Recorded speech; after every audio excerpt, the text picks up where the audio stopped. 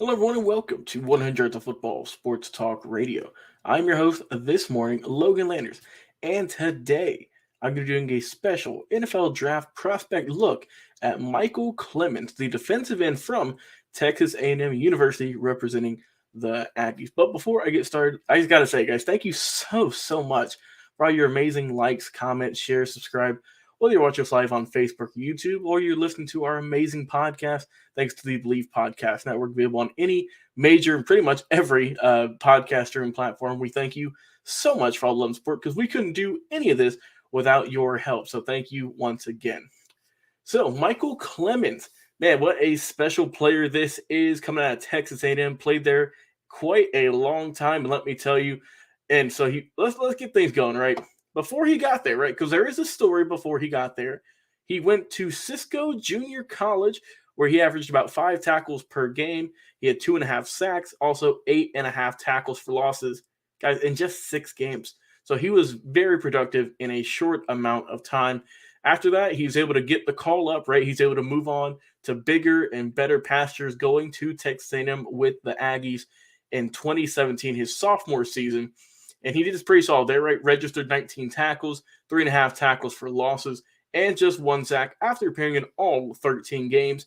And plus, he recorded a season high 6 tackles and half a sack against LSU in 2017. So a good start there.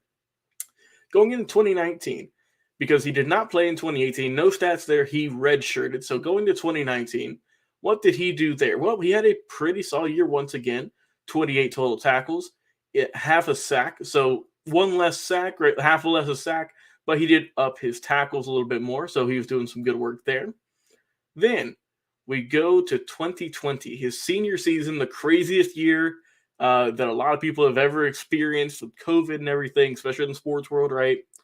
He started in all 5 games he played in at defensive end, but unfortunately he was injured. That hurt his chances at playing more that season. But he did have some solid stats in just a handful of games. He had 14 total tackles. He also had 7 of those being assists, 7 being solo, so half and half.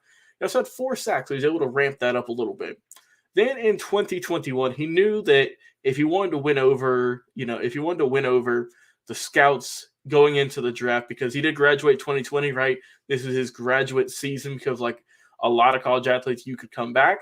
So he did. He played in 10 games, being 9 starts. He led the Aggies with 13 quarterback hurries, so very good there. Also, his stats were very solid. 32 tackles, the most in his career. 2 passes defended, first time he's ever had any of those throughout his career at Texas A&M. And his sacks, 7 sacks on the season. So very productive. As you can see, each and every year it went up, except for 2020 when he got hurt. And then also before the 2020-21 season, he did have a run-in with the law on August 27, 21. He was arrested for charges of unlawful carrying of a weapon, failure to identify, giving false information, also possession of less than 2 ounces of marijuana, and driving with an invalid license. So he did miss, I believe, a game or 2 in 2021. So nonetheless, right, a very good career beside that blip outside the gridiron.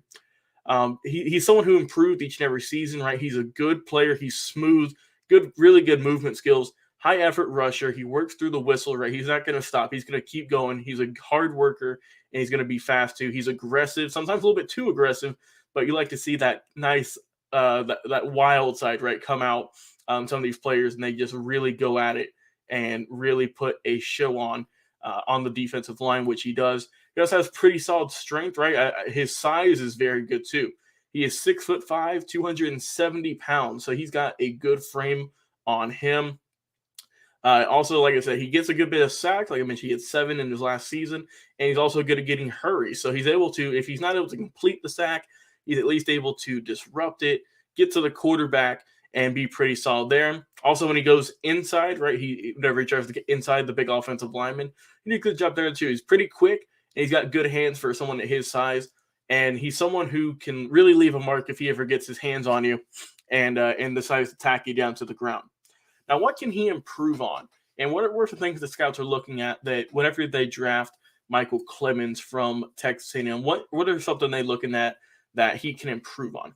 Well, his hands aren't the best, aren't active to disengage the most, right? He'll get a good push at the line, but it's going to be a little bit tougher in the NFL. And also with guys getting bigger, it's going to be hard for him to, especially bull rush. So just get in the weight room a little bit, just works on your hand motions and whatnot, and you should be fine. And his quickness and flexibility aren't the best. I think he's just more of a power rusher as opposed to a speed guy. He's not the greatest pass rusher, right? He's not going to have the most moves. It's pretty simple in terms of what he can do. But I think that, sometimes you can learn some of that maybe in the NFL. He's more of a guy with a raw technique as opposed to something that's polished. Like I say, he's tall, he's athletic, but that might be an issue against some elusive ball handlers, some running backs, or some quicker quarterbacks. And his change of direction could be an issue, just based on the size he is at 270 pounds. He's a good frame. And so we'll see how he can do. And also, he plays at an inconsistent pad level sometimes, and he can often get knocked backwards off at a snap. So just a couple of bullet points I saw, and I did my research on, that he could improve on in the near future. But if you're going to draft Micheal Clemons, you're getting someone who I believe is someone who improved over his tenure, coming from a JUCO school, going to Texas A&M, having a solid career. Of course, you got to take into account what he did off the field too. I'm sure there's some scouts who might look at that and might just kind of brush him off. So hopefully he has learned from his mistakes and has moved on into outside of that trouble. And you're getting someone who I think is a raw talent, someone that you need to develop for a couple of seasons.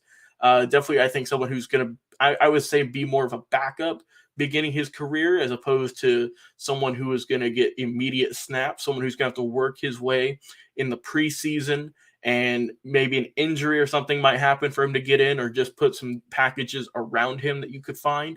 And I think that's what you could fill in for him with. And overall, I think if he just works hard, if he eats right, if he works out good, if he continues to improve his play on the field, I think he'll have a solid career. But it's just going to take a little bit of time for him, I believe, to see some action in the NFL. I think that there's just a very heavy defensive presence this upcoming draft, especially at the defensive end, defensive tackles. And unfortunately, I think Micheal Clemons he's obviously not going to be at the very top of that list. Someone more of the middle of the pack, maybe a day 2, day 3, go on from there type of player. And I think someone who's going to be a backup to begin with, but it wouldn't surprise me if I see him starting one day just because of his freakish, just absolute insane ability to get to the quarterback, to play hard, and to really just get all over the quarterback and the running back. So overall, I like Micheal Clemons, and we'll see how he can do in the NFL come April when the draft is.